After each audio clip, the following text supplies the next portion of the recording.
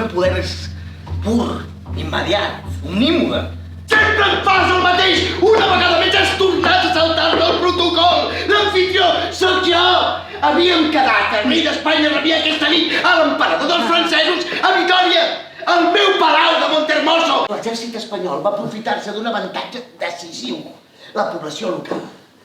Coneixien el terreny perfectament i sabien que en tota aquella extensió només hi havia un punt d'aigua, una sínia. Nada.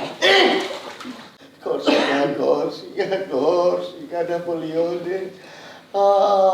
no saps com la trobo. No és llibertat.